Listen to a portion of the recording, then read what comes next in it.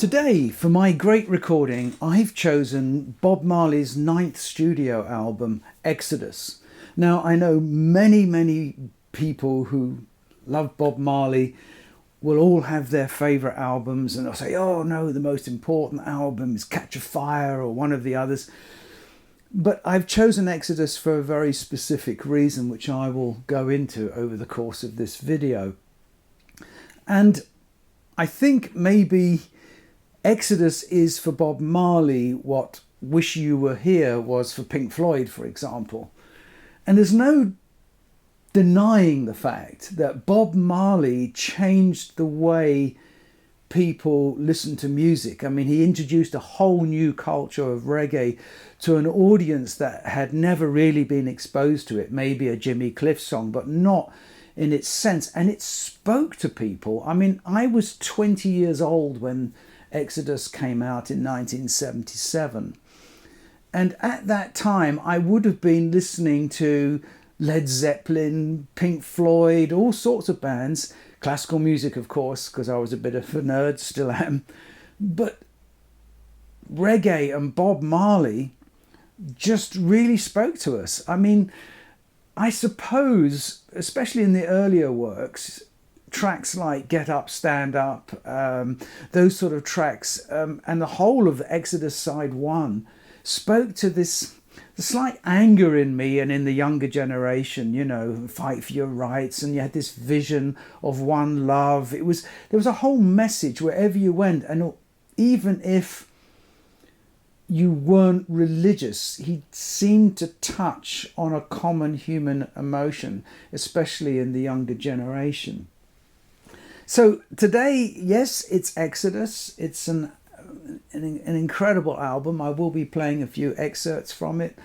And at the end, I'll play something on vinyl as well. But where do we start? I mean, it's very difficult in this talk to go into any detail on Bob Marley's life and everything. But what I will do is I'll put a lot of links in the description below, lots of them, to the individual musicians on the album, that kind of thing, so that there is you can go and do some further research without having to look too far. But there is sort of, Bob Marley was born in 1945 on the 6th of February. His name was Robert Nesta Marley. And I think it's interesting to consider this, that, you know, when he was 21, he married Rita in 1966, and he and her worked together the whole career. And, you know, he formed a band, I think it was called the Teenagers or something like that anyway, with Peter Tosh and his best friend, who was later known as Bunny Wailer, and sort of childhood friends. And they formed this group, eventually calling themselves the Wailers. And I'm not sure if it was right at the very beginning of 66, but certainly his mother had quite a strong influence on him, it seems. And he was brought up a Catholic. So I think a lot of the spirituality that we see later on, especially when he becomes a Rastafarian, you'll see these things coming back, and the religious scripts. He obviously could sing them with some conviction and inner belief, and I think it's that ability to communicate that without preaching down to his public that we could connect with, even if we weren't ourselves particularly religious or spiritual. So anyway, as I say, Exodus was his 9th album, recorded in 1977, well, certainly released in 77. I was going to choose the 73 album, Catch a Fire, but when I was listening to it over and over again in preparation for this video, I kind of realised, although it's important because it's the first album that Chris Blackwell financed and the first album for Island Records, and there's a funny little story here, maybe you know this, that the Wailers were in the UK and they'd done a tour and whatever, and for whatever dispute, whatever reason, they were broke, they had no money, and they couldn't get back to Jamaica, and they couldn't work because to earn some money to go back, because they didn't have the right work permits. So they were introduced to Chris Blackwell. There was a connection straight away. Chris Blackwell had just lost Jimmy Cliff from the Island label, and so he saw an opportunity and gave them £4,000 to go off to make an album. And they went back to Jamaica and they recorded Catch a Fire in a number of different studios. And although that is the last album the Wailers, that Bob Marley did with Peter Tosh and Bunny Wailer, it's got some great stuff on it, but it's not really coherent as an album in the same way that Exodus is, or even Natty Dread that came after Catch a Fire. There was Catch a Fire, then there was Burnin', and on the Burnin' album in 1973, same year as Catch a Fire, there was one track called I Shot the Sheriff, which of course Eric Clapton picked up on and made globally famous. And there Bob Marley starts to rocket to sort of fame. And I think it's around that time, I don't know exactly when, the discs LP experts will tell us, the cover of Catch a Fire changes from a Zippo lighter to the famous photograph of Bob Marley with a big spliff. And it's Bob Marley and the Wailers from that point on. So around this time when Burnin' had come out, Chris Blackwell had basically given his house in Hope Road in Jamaica to Bob Marley, and Bob Marley lived there with his family and friends and whatever, and there was a sort of recording studio there as well, I believe. But anyway, that's where they lived, in Jamaica. And in the end of December in 1976, there was a political rally with Michael Manley was the president, and I think it was the 6th of December, or certainly around that time, some armed gunmen burst into Bob Marley's house in Hope Road and basically shot him, shot his manager, shot one of his friends. Bob Marley was shot twice, and Rita Marley was shot in the head, believe it or not, and she was sitting in the car in the driveway at the time. Amazingly, no one died. And as a kind of symbol of Marley's strength and will and determination, 2 days later, Marley was on stage singing at a concert, not with the Wailers, but with another backing band, and he was even sort of showing his scars, believe it or not.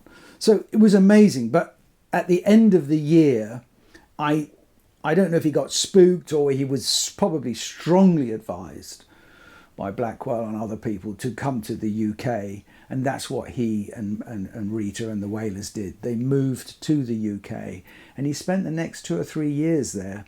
But when he moved to the UK in a sort of self-imposed exile, should we say, he started work on Exodus, and hence Exodus probably, and this thinking about the biblical implication of Exodus. And so that's kind of how all this started. And amazingly enough, you know, by 77, on the 3rd of June, he released the album Finished. Now, one of the reasons I really like the album Exodus, and why I chose it as a great recording, is because it was a great recording. It is a great recording. Unlike the 1975 live album, Live from the Lyceum, which is phenomenal, and it's sort of like a greatest hits, but you've got this fantastic atmosphere that you can just feel. It's electric. I mean, I much prefer listening to that than Natty Dread, really, because of the fact it's so alive. However, when you listen closely, especially on a good system, you'll hear that there's quite a bit of distortion. You know, it's subtle, but it's there. And, you know, there isn't, the bass mixing isn't fantastic. Whereas on Exodus, it's absolutely tremendous. Now, obviously, for Exodus, this was fully recorded in the UK, whereas Catch a Fire was recorded in Jamaica, as I said, and sort of mixed and remixed in the UK. This one was fully recorded in the UK at Island's recording studio. Sadly, I didn't find any photographs yet. If I find some, I'll put them up. But the engineer was the typical Island engineers, Carl Patterson, who'd already recorded Toots and the Maytals, Jimmy Cliff, Peter Tosh. So he was really familiar with the reggae culture. But his assistant engineers, and I don't know how much influence they had, and I think it was probably quite a lot, was Guy Bidmead, and he'd record bands like the Hollies, Split Ends, Yes, Camel. So he was really, I mean, the difference between Yes and Bob Marley and the Wailers is massive, but I think he's employing very similar techniques. And then Terry Barnum was also another system engineer who had recorded Burning Spear and Ultravox. So they were really experienced team, and probably quite a diverse team in their approach. And the result is fantastic. The mixing was done by Aston, Barrett, Chris Blackwell and Carl Patterson. And Aston Barrett was obviously one of the musicians on the album. He's referred to as Aston Francis Barrett, and he played bass, a Fender bass. And he's famously known to be sort of one of the mentors, at least, of Robbie Shakespeare from Sly and Robbie. Brilliant combination. Then you had the other famous guitarists like Junior Marvin on guitar, Tyrone Downie on keyboards and backing singing. And then, of course, you've got Alvin Patterson on percussion, and then you call it the threes, as they were referred to, which is Judy, Mowatt, Rita, Marley and Marcia Griffiths on backing vocals. And backing vocals are really important on this album. There are moments when the backing vocals are the dominant vocal. It's an intrinsic part of the sound. On a couple of the tracks, we've got the traditional trumpet and horn arrangements and trombone and saxophone, which is David Madden on trumpet, Vyndon Gordon on trombone, and Glenn DaCosta on saxophone. And great sounding, but it's not the big sounds that we would have heard in earlier reggae music, like the Abyssinians and so forth. So with this wonderful thing, I didn't mention Carlton Barrett on drums, of course. I should have mentioned him. This is really a defining album, and you hear it from the beginning. Now, those of you who have seen or watched some of my other great recordings will know that whether I'm talking about a Beethoven symphony or a Sibelius symphony or any piece of music, the opening of an album for me is really important. What defines an album for me is like Sgt. Pepper's is an album of the Beatles, Abbey Road is an album, Exodus is an album, i.e. as a beginning, of side A and side B. And you can see this with vinyl, because when you come in late at night and you've come back from in my days in the 20s, come back from the pub or whatever, if I came back with my friends and we wanted to party a bit more, I know it's hard to imagine, but bear with me on that, then you would play side one. If I'd come back, on the other hand, with my girlfriend and we wanted a cosy evening, then I'll play side two. And this is something which people who have never really experienced vinyl would fully understand. But there is a big difference between the two sides. And the beginning, the opening of the album is fantastic. It's got this really mysterious entry. Let's just hear a little bit of it. It opens with a track called Natural Mystic. And it fades up. I'm just exaggerating that here.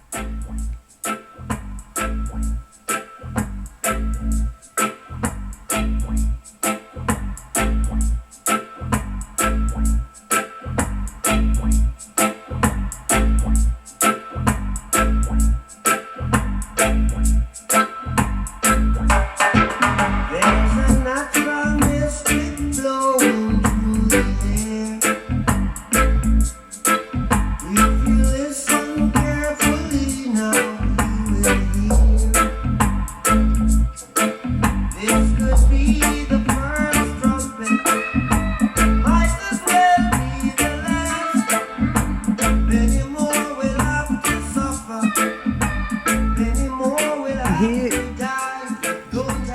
the language, again, suffering, people will have to die. These kind of emotions are things that we could really relate to. So we had this great thunderous music and with these lyrics that just tied us in emotionally.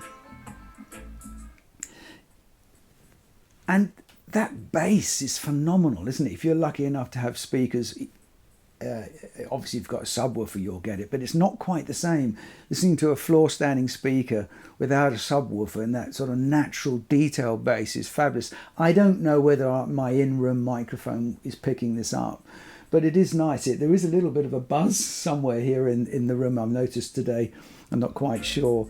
But the next track is So Much Things to Say, which is much lighter, but it's still nice. Late at night listening, back from the pub. Fantastic. They got so much things to say right now. They got so much things to say. They got so much things to say right now. They got so much things to say.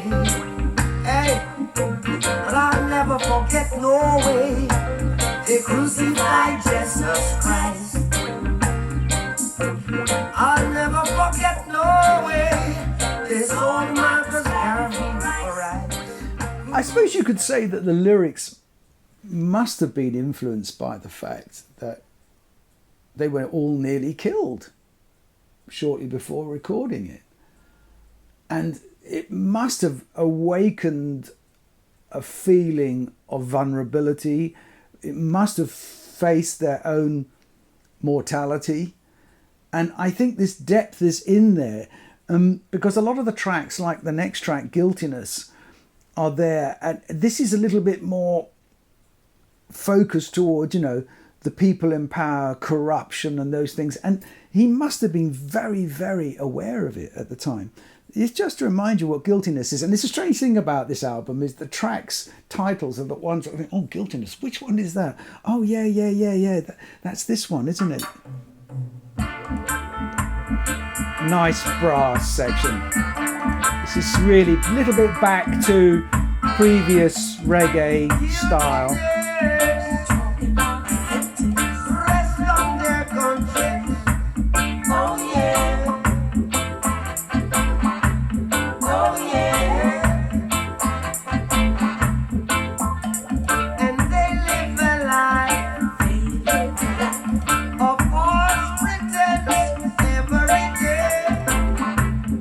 Guiltiness presses on their conscience and they live their lives of pretense every day. I mean, this is, you can see there's anger there, there's frustration, but the music is so contrasting.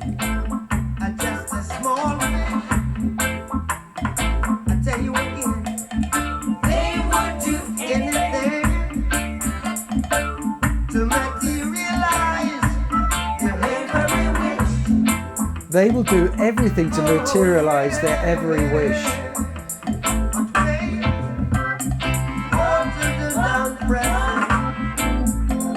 They eat the bread of sorrow. Woe to the down-pressed. They eat the bread of sad tomorrow. They reap the bread of sorrow, they reap the bread of sad tomorrow. I mean, that's such a beautiful phrasing. I mean, if that phrasing was used in classical music, that melody, it would work absolutely. And it can be found in elements of Mendelssohn and lots of music, in fact. Oh yeah. Oh yeah. These are the big things. And you can read the lyrics. They're very interesting. They're sort of in patois, really, not fully, but you can understand the gist of it. Let's go on to the next track, The Heathen. This is really again another, what do you call it, political. So yeah, it's.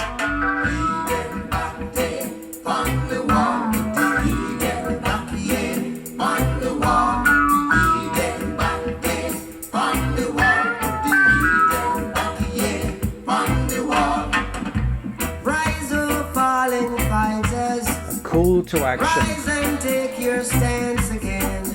You see who fight and run away. Live to fight and order day. Put the heat and back day on the wall. Put the heat and back day on the wall. Put the heat and back day. Notice the guitar work too. It's really just fitting in when needed. It's not over the top. So shall he reap. And I know that God Great keyboard playing.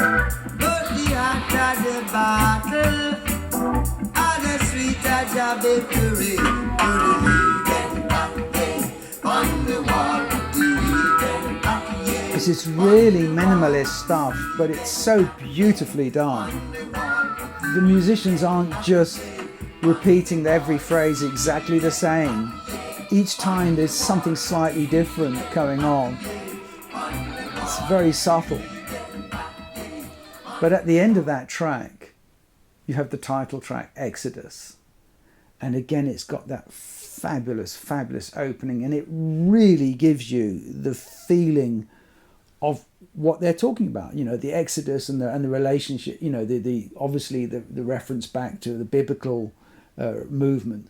But at the time, there's also this dream of many Rastafarians of an exodus of people back to Africa, back to their homeland, back to the promised land. And obviously many believe that Emperor Haile Selassie was the Messiah, basically, the one to come back and to call them back to their land.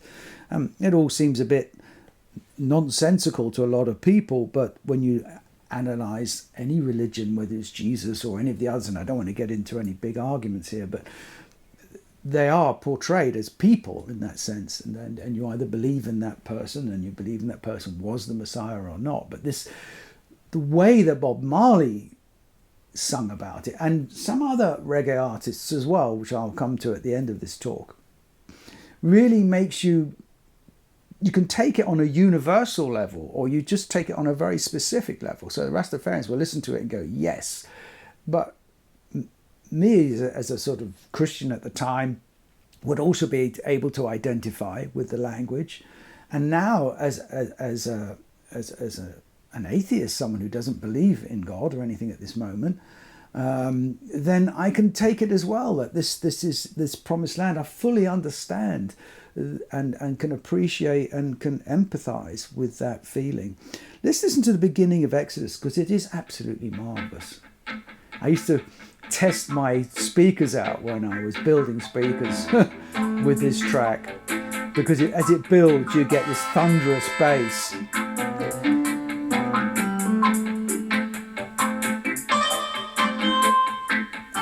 Fabulous guitar playing again.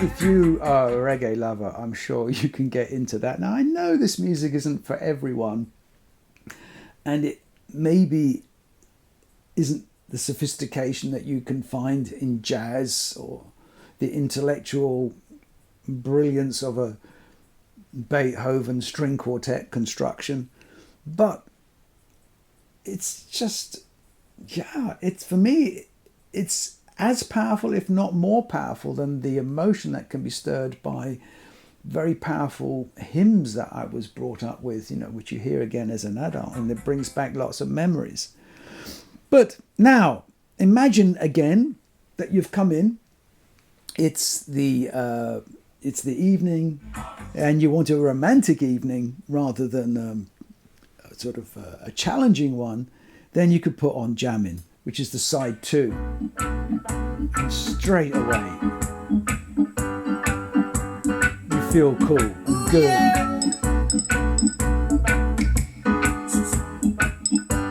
That percussion, genius.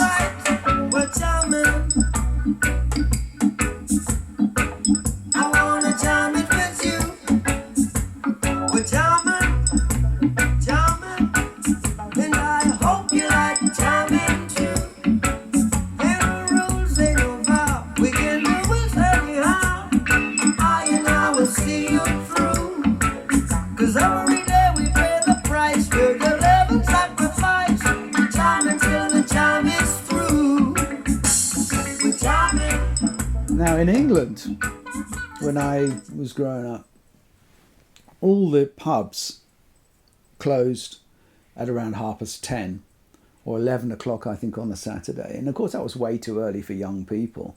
So kind of we would go to each other's houses and have sort of parties in our houses. And if our parents were away, then we would invite all our friends over. And Jammin' was the one track that I would play, because I would often bring my hi-fi system over to these parties and we would play Jammin'. And Jammin' was the one I used to really turn up. And the whole room just used to get going. But they used to dance. But the feeling, the emotion that it brought in was a real feeling of togetherness, of being one and whole, in a way that I didn't really get from any other music at the time.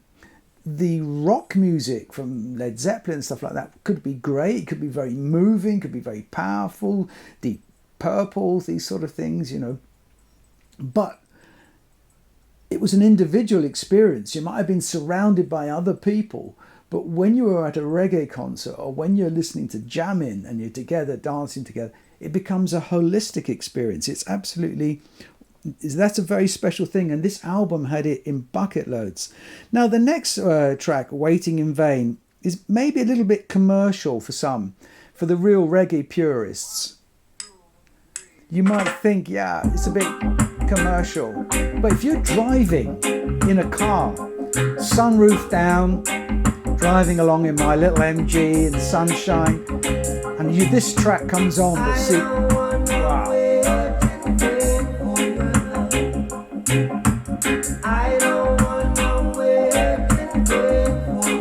Listen to that keyboard, and then the guitar echoes there.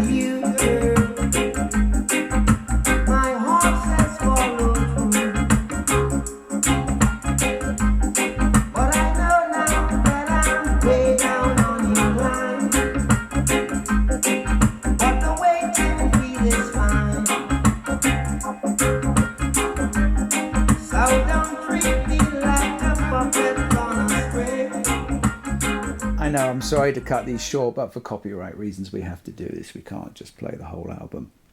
Anyway, the next track, Turn Your Lights Down Low, that's a track which, again, you can say it's much more poppy, it's a little bit more commercial, and that's why this side A, side B thing works so well, because it flows so nicely. And the producing here is... Turn your lights down. You could think this is Eric Clapton, right? And pull your window curtains. Oh, let your moon come shining into our life again. Saying, it's been a long, long time. I get this message for you, girl.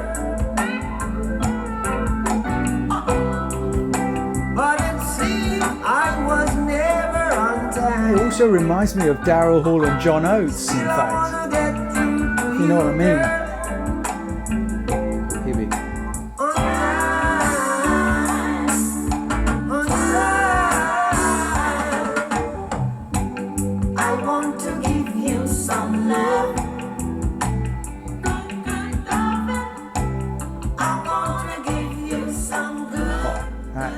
so lovely.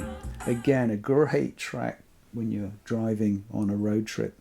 Now, the next track I really struggled with when I was 20 years old, The Three Little Birds, and it came out as a single and it was a big hit, was played on the radio, and I just thought, oh no, Bob Marley's sold out, and this is just like pop and whatever. But actually, now that I'm older and I don't take myself so seriously, I think Bob Dylan had a great line where he sings it, but I was so much older then, I'm younger than that now.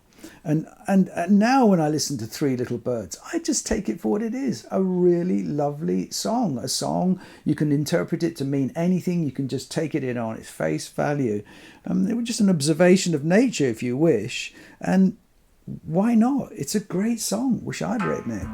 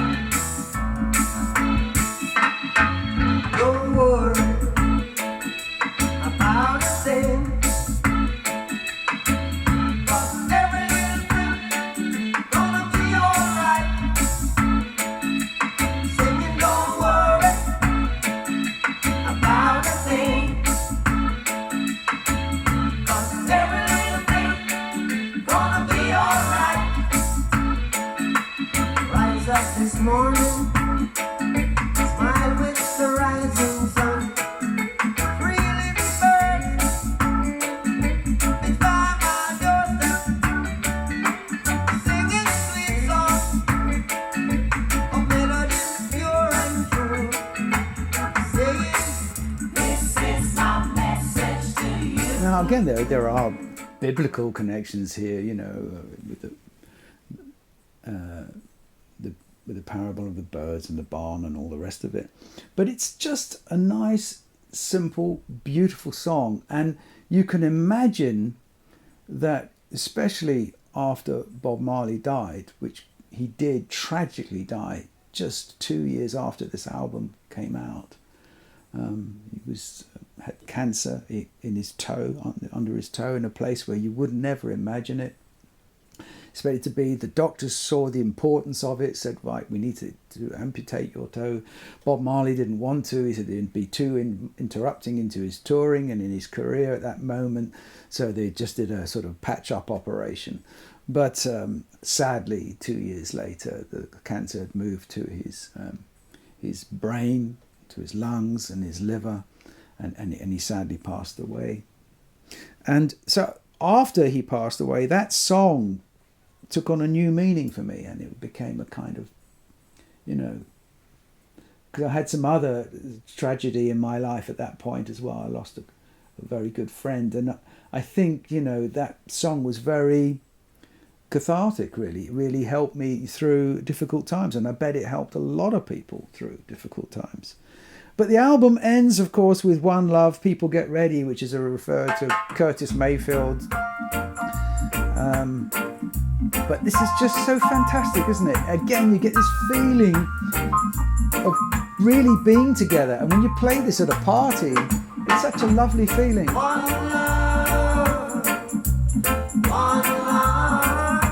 let's get together and feel alright. Hear the children crying. One love. Hear the children crying. One heart. Saying, give thanks and praise to the Lord, and I will feel alright. Saying, let's get together and feel alright. Whoa, whoa, whoa, whoa.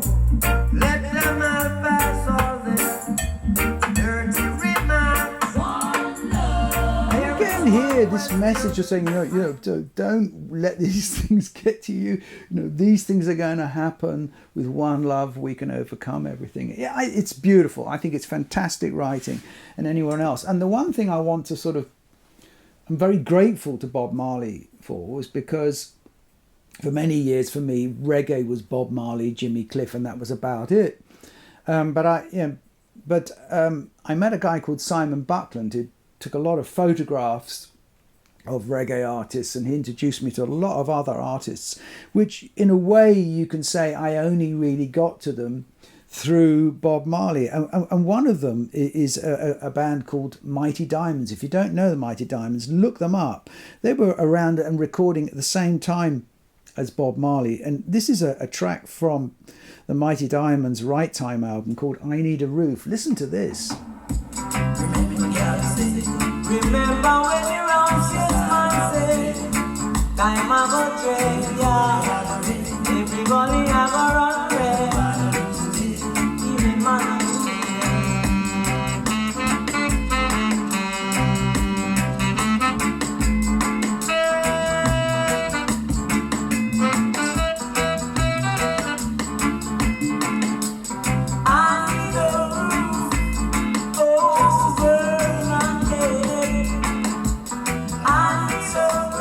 When you realise that this track was recorded 2 years before Exodus, it gives you a feeling of when Bob Marley was playing live, that the Mighty Diamonds were playing live too, and they had a fantastic live show. I saw them quite a few times. Amazing. Definitely worth listening out for. Another band I was really so thankful for Simon to introducing me to was Culture. Really great, and I saw them live as well. This is a bit later, so maybe the recording is a bit different. It's called One Grandson. Look up Culture. It's good, it's nice.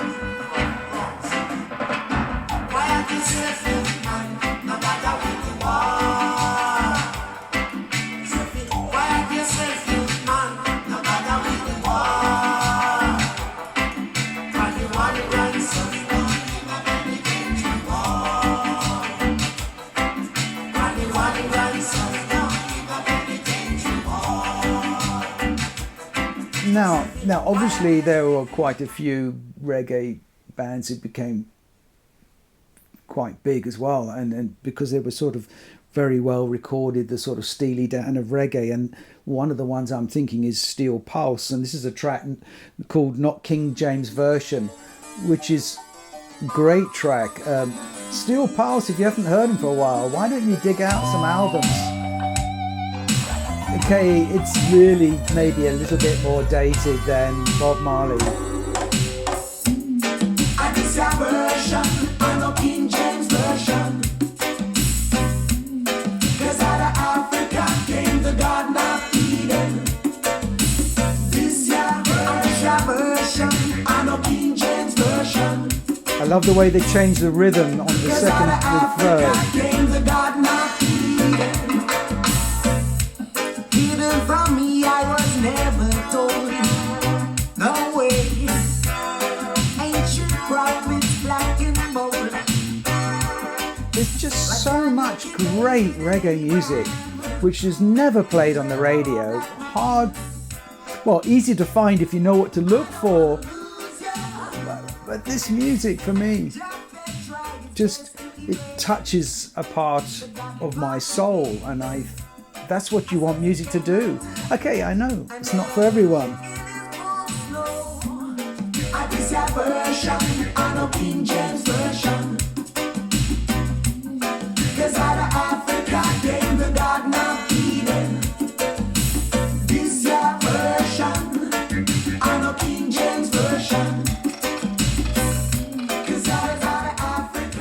This is great music. I mean, and just another one, you've got the Abyssinians, of course. This land is, if you don't know the Abyssinians.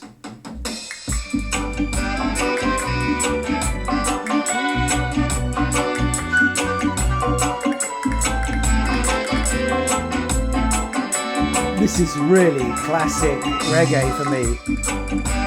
The Abyssinians.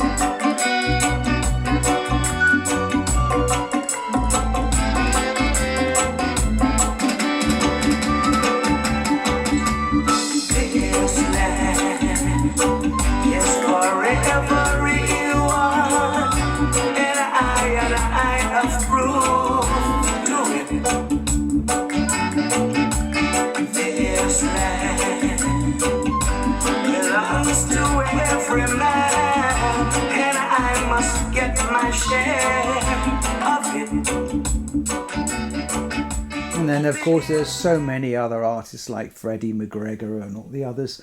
And then sort of later on, towards the end of that phase, and before sort of where R&B sort of took off to, there were artists like Maxi Priest who had some great albums. I saw him live. It was not really nice. And what was special about it was that in the Jamaican culture, the West Indian culture, age is really important. So Maxi Priest at the time had a big hits out, but he was performing with Freddie McGregor, and I think Dean Fraser, if I remember correctly, was also playing there.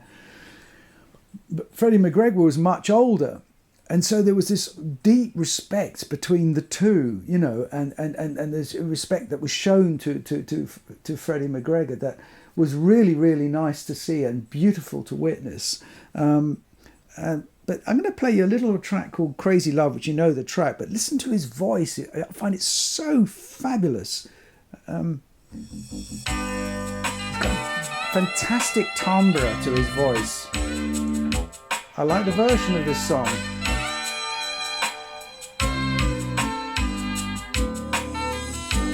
Hear a heartbeat from 1,000 miles, and the heavens open every time she smiles.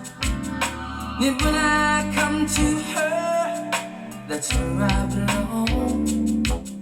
Yet I'm running to her like a river song.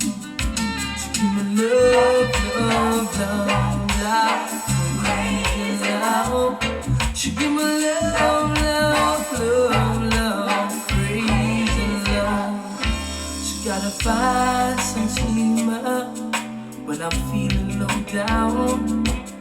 Yet when I come to her, when the sun... So all this music, which in many ways was made popular or could become popular because of Bob Marley, because he, together with Chris Blackwell, made this a global phenomenon rather than a local phenomenon in Jamaica.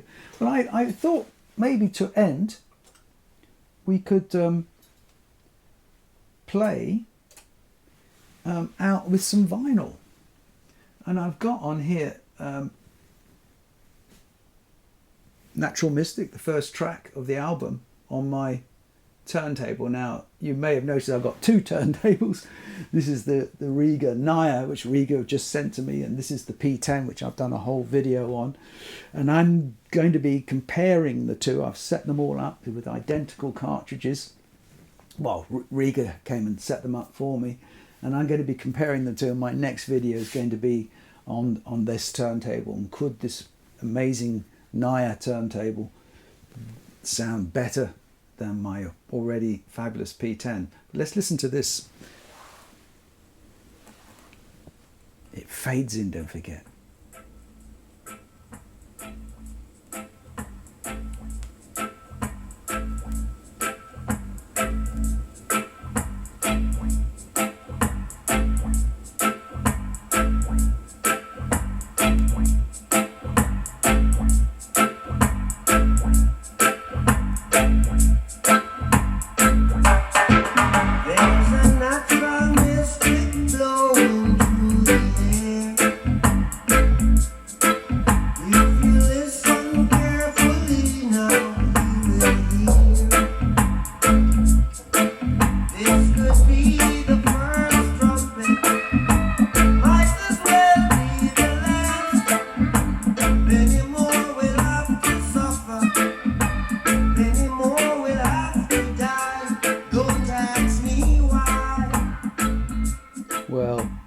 Sadly, we can't play the whole thing. I've got things to do, and I'm sure you have too. Well, I really hope you enjoyed this little talk and my nomination of Exodus as being my great recording for this month. And I will be back with others in the future. By all means, send your suggestions through. I do listen and follow up on everyone that comes in the comments. Reach out to us however you wish, and if you have been, thank you for watching, and I'll see you in the next video.